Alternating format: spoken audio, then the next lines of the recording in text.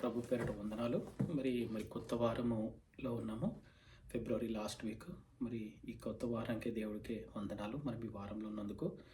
మరి last week అంతట్లో దేవుడు మనల్ని కంటికి రెప్పలా కాపాడి ఆయన కృపయందు, ఆయన దయందు మన నుంచి మరి ఆయన రెక్కల చాటున మనల్ని భద్రపరిచినందుకు దేవునికి వందనాలు చెప్పుకుందామండి.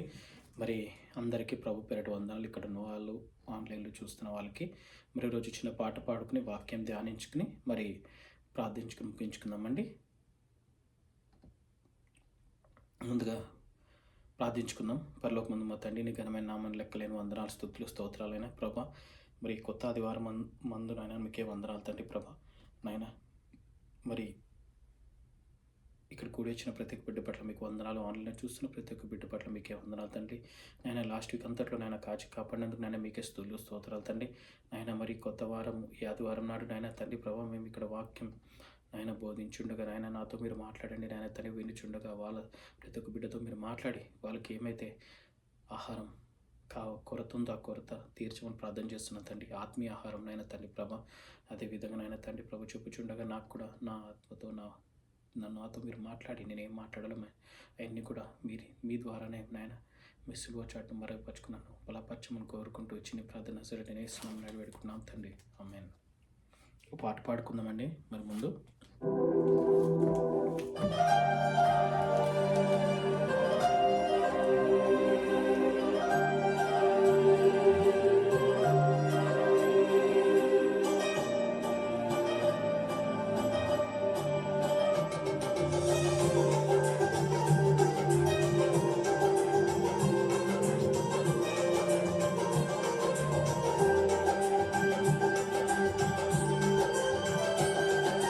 నీ దయలో నీ కృపలో కాచితివి గతకాలము.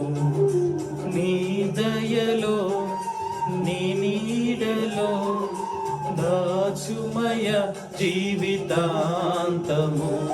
నీ ఆత్మలో నన్ను నింపుమా, నీ సేవలో ఫలింపగా దేవా దేవా.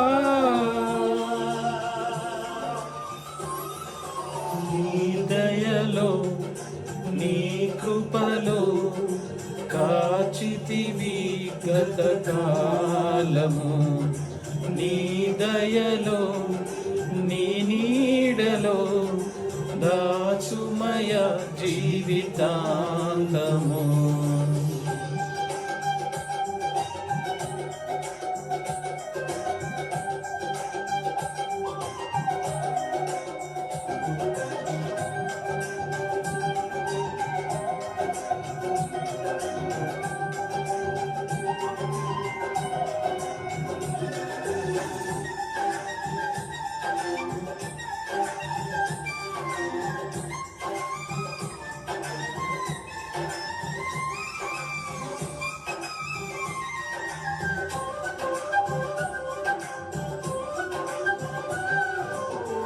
కష్టకాలం దుఃఖ సమయం నిన్ను వేధించగా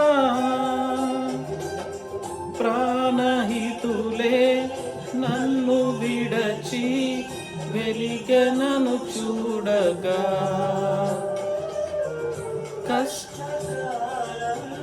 దుఃఖ సమయం నన్ను వేధించగా ప్రాణహితులే నన్ను విడచి వెలిగనను చూడగా.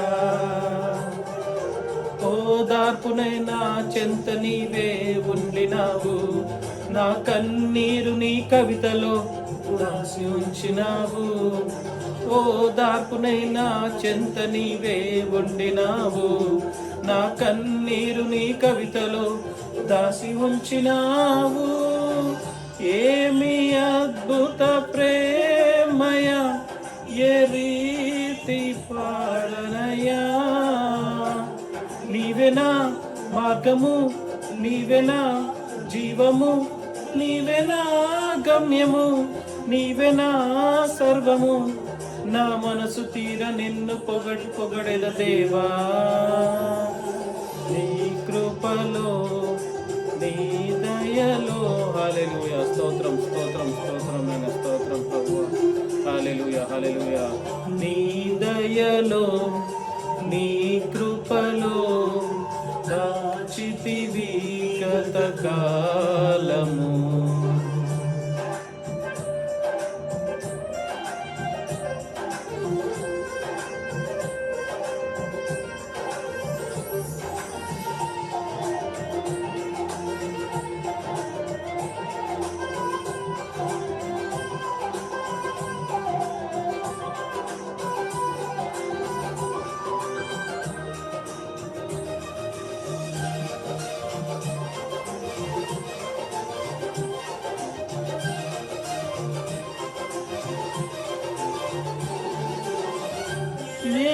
యోగ్యతయు లేని నాయడ నీ కృప చూపితివి.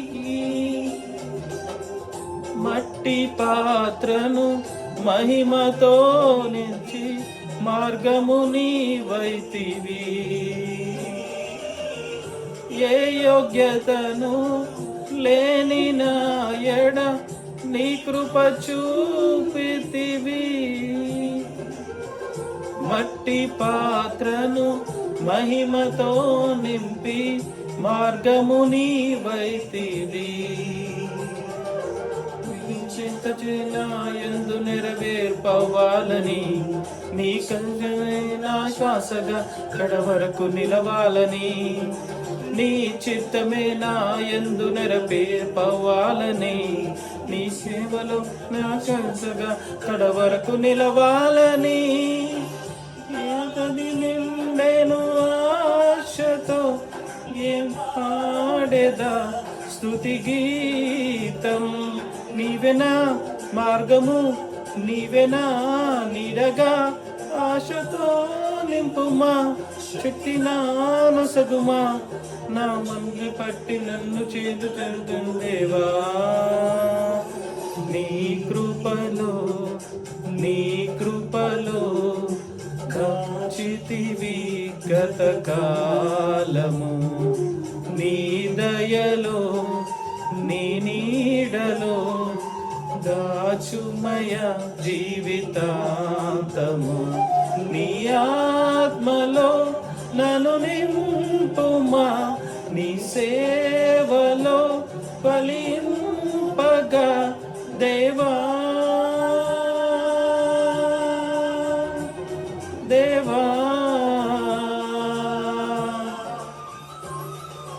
నీ దయలో నీ కృడలో దాచుమయ జీవితాంతము. హల్లెలూయా హల్లెలూయా హల్లెలూయా హల్లెలూయా.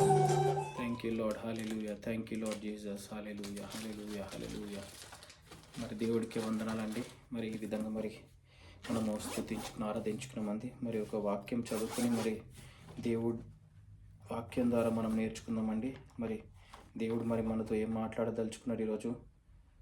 జీసస్ కాల్ మనము లూకాసు వార్త 5వ అధ్యాయంలో చూద్దామండి. Jesus calls his first disciples. One day as Jesus was standing by the lake of Gennesaret, the people were crowding around him and listening to the word of God. He saw at the water's edge 2 boats left there by the fishermen who were washing their nets.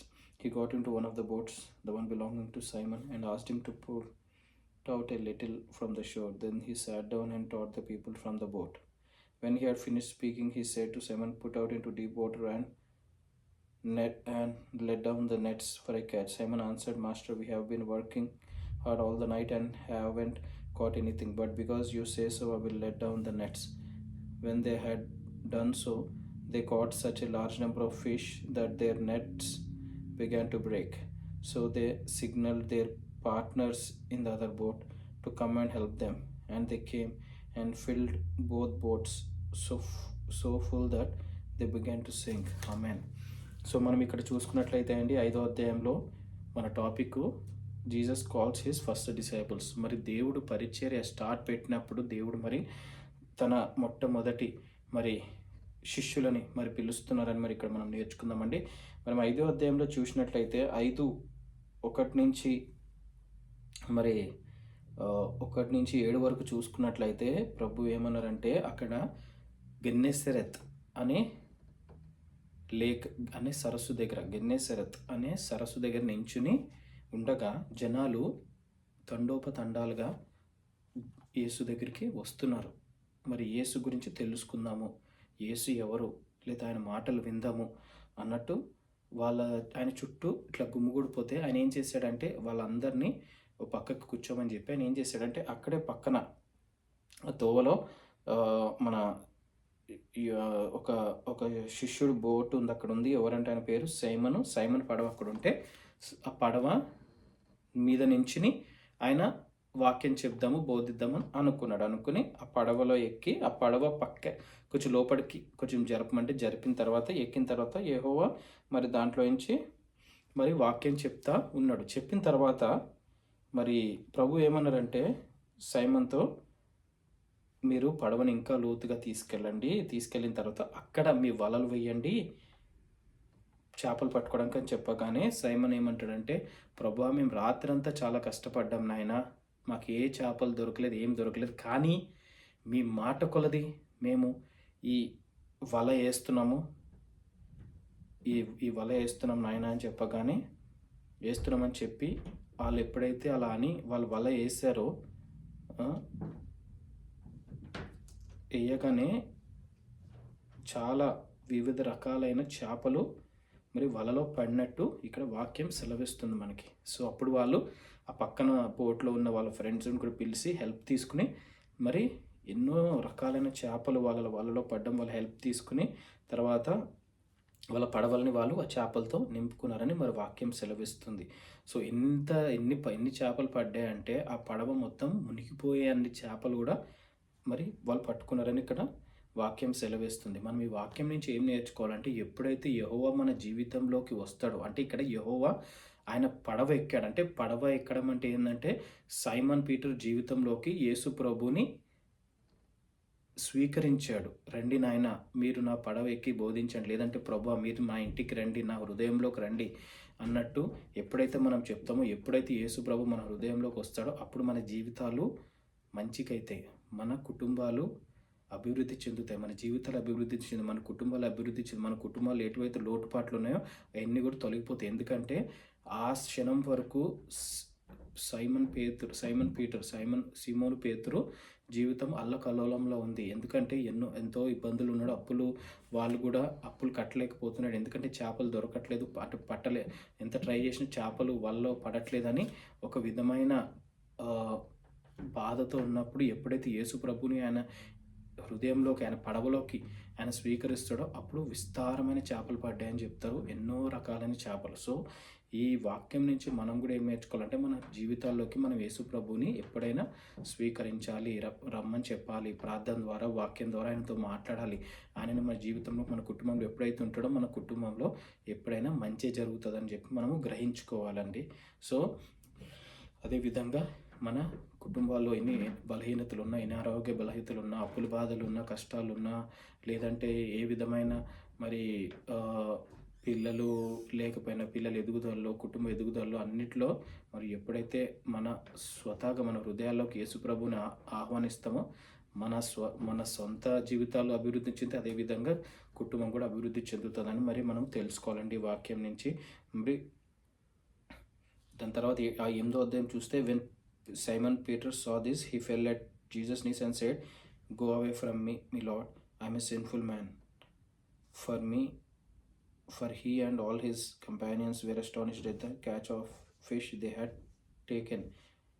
So అప్పుడు యేసు ప్రభు పాదాల దగ్గర పడి, ప్రభా మీరు నా నుంచి దూరం వెళ్ళిపోండి, ఎందుకంటే నేను పాపిని, మీరు నా నుంచి దూరం వెళ్ళిపోండి. మోకరించి యేసు ప్రభు ముందు యేసు ప్రభుతో మరి మొదటి శిష్యుడు సీమోను పేతురు మాట్లాడుతున్నాడు. ఎందుకంటే అంతే ఆశ్చర్యపోయాడు అన్ని చేపలు పడేసరికి. ఎందుకంటే రాత్రంతా కష్టపడుతున్నాడు, రాత్రంతా వల వేస్తున్నాడు. ఎందుకంటే వాళ్ళ వృత్తి అది, జాలర్లు అనేది వాళ్ళ వృత్తి. మరి వాళ్ళకి తెలియకుండా చేపలు పడతాయన్న వాళ్ళకి ఆలోచన లేదు, ఎందుకంటే వాళ్ళు జాలర్లు, వాళ్ళు రోజు అదే పని చేస్తూ ఉంటారు. కానీ యేసు ప్రభు మీరు ఆహ్, మీరు లోతుగా వలయనంటే యేసుప్రభు ఆయన జీవితంలోకొచ్చాడు. తర్వాత ఆయన ఎళ్లి ఏ ప్రయత్నం జేసినా అది సఫలమైందిక్కడ. సో, అదే విధంగా ఫస్ట్ మన జీవితాల్లోకి, మన హృదయాల్లోకి, మన కుటుంబాల్లోకి యేసుప్రభు రావాలి. ఆపై ఏమైతదంటే మన కుటుంబాల్లో మెండైన దీవెనలు దేవుడు ఇస్తాడని మనం నమ్మాలి. అదేవిధంగా మనము నమ్మి ముందుకు సాగాలి జీవితంలో అండి. అదేవిధంగా మనం చూసుకున్నట్లయితే ఓబేదేదోము పాత నిబంధనలో మరి దేవుని సన్నిధి అని అంటారు. Arc of covenant. సో, ఎక్కడ ఏ ఇంట్లో అయితే దేవుడి సన్నిధి ఉంటదో ఆర్క్ ఆఫ్ కావనెంట్ అంటారు. ఆ కుటుంబం దీవించబడతదని అని అంటారు. ఎందుకంటే పాత నిబంధనలో దేవుడు మరి తండ్రి, కుమారు, పరిశుద్ధాత్మ. సో, తండ్రి మాట్లాడారు ఆ టైంలో యెహోవా. సో, ఒబేదెదోము ఇంట్లో ఎప్పుడైతే దేవుడి సన్నిధి ఉందో ఆయన కుటుంబము దీవించబడ్డదని రాయబడింది 3 నెలలు. సో, మనం కొత్త నిబంధన చూసుకునుంటే ఇక్కడ లూకాసు వార్తలో ఎప్పుడైతే యేసు ప్రభుని తన జీవితంలోకి ఆహ్వానిస్తాడు, "రండి దేవరా మా ఇంట్లోకి రండి, నా హృదయంలోకి రండి" అని ఆహ్వానిస్తారో అప్పుడు మరి ఆయన మెండైన దీవెనలు పొందాడని ఇక్కడ రాసి ఉంది. సో, వాక్యంలో. సో, ఈ వాక్యం నుంచి మనం ఈ వారం నేర్చుకునేది ఏందంటే, ఎప్పుడైతే మన జీవితాల్లోకి, మన హృదయాల్లోకి, మన కుటుంబాల్లోకి యేసు ప్రభు, యేసు సన్నిధి అంటే యేసు వాక్యం. ఎప్పుడు వాక్యం, ప్రార్థన, ఆ స్తుతి ఆరాధన యాగంగా ఉండాలి మన కుటుంబాల్లో. అప్పుడే మన మన చుట్టూ ఎటువంటి సాతాను రాదు, మనల్ని డిస్టర్బ్ చేయదు మన కుటుంబాలని. సో, మనకు ఆ మెండైన దీవెనలు కావాలంటే మనము యేసు ప్రభుని మన జీవితంలోకి ఆహ్వానించాలి. సో, ఈ వాక్యం నుంచి ఇది నేర్చుకున్నాం ఈ వారము. సో, ప్రార్థన చేసుకొని మరి ముందుకెళ్దామండి. పరలోకమందున మా తండ్రి నీ ఘనమైన నామాన్ని లెక్కలేని వందనాలు, స్తుతులు, స్తోత్రాలైనా ప్రభా. మరి లూకాసు వార్త 5:1-8, 9 వరకు చదువుకున్నాం నాయన. ఇక్కడైతే మరి సీమోన్ పేతురు మీ మొదటి శిష్యుడిని నాయన మరి మీరు పిలిచిన విధానానికి మీకే వందనాలు తండ్రి. అదేవిధంగా నాయన మమ్మల్ని కూడా మీరు పిలిచారు, మీకు వందనాలు తండ్రి. మా జీవితంలోకి మీరు రాగానే మా జీవితంలో ఎన్నో అద్భుతాలు తండ్రి. మా జీవితాలు ఎన్నో ఇబ్బందులు, నాశనకరమైన ప్రాబ్లమ్స్ ఉన్నప్పుడు నాయన మమ్మల్ని నిలబెట్టారు.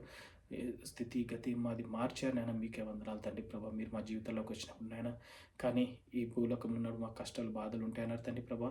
ఈ వాక్యం వింటున్న ప్రతి ఒక్క బిడ్డకి నాయన మీ మెండైన దీవెన దయచేయండి. వాళ్ళు కూడా మిమ్మల్ని వాళ్ళు సొంత రక్షకుడుగా అనుకోకపోతే వాళ్ళు మరి స్వీకరించి నాయన ముందుకు సాగే కృపణ కోరుకుంటున్నాం తండ్రి ప్రభా. నాయన వాళ్ళు ఎన్ని బాధలు, కష్టాలు ఏమున్నాయో నాకు తెలియదు నాయన. అన్నీ కూడా యేసునామంలో లయమైపోను కాక నేను మీకే వందనాలు తండ్రి. నాయన మరి కొత్త వారం అంతట్లో నాయన మీరే తోడుండి సహాయం తెచ్చండి. ఎక్కడ కూడా సాతానికి తావివ్వకుండా నాయన మేము మీ వాక్యము, మీ నీతి ద్వారా నాయన మీ వాక్యానుసారంగా నడుచుకుని మీ ఆజ్ఞలు గైకొని ముందుకెళ్ళి కృపణించ కోరుకుంటూ, సాతాను ఎవరిని మృంగుదామా అని మరి గర్జించే సింహంలో ఉన్నాడు తండ్రి. కానీ నాయన మాలో ఉన్నవాడు లోకంలో ఉన్నవాడు గొప్పవాడని మేము నమ్ముతున్నాం నాయన తండ్రి. మాలో మీరు ఉన్నారు తండ్రి. మీ వాక్యము ఉంది నాయన తండ్రి ప్రభా. మిమ్మల్ని మేము ధ్యానించుకుని ముందుకెళ్ళి కృపణించ కోరుకుంటూ లైవ్లో వింటున్న వాళ్ళు, ఇక్కడ ఇన్ పర్సన్ ఉన్న ప్రతి ఒక్క బిడ్డకి మేము ఎండైన దీవెనలు, కాపుదలు దయచేయమని కోరుకుంటూ వాళ్ళ కుటుంబాలు ఏ అవసరం ఉందో అన్నీ కూడా యేసునామంలో తీరబడును గాక. ఆమేన్. నాయన మీకే వందనాలు తెలుపుతూ చిన్ని ప్రార్థన నజరేయుడైన యేసునామములో వేడుకున్నాం తండ్రి. ఆమేన్. అందరికీ ప్రభు పేరట వందనాలండి. Have a good day. And next week అంతట్లో కూడా మీరు దేవుడిలో నడవండి. ఆమేన్.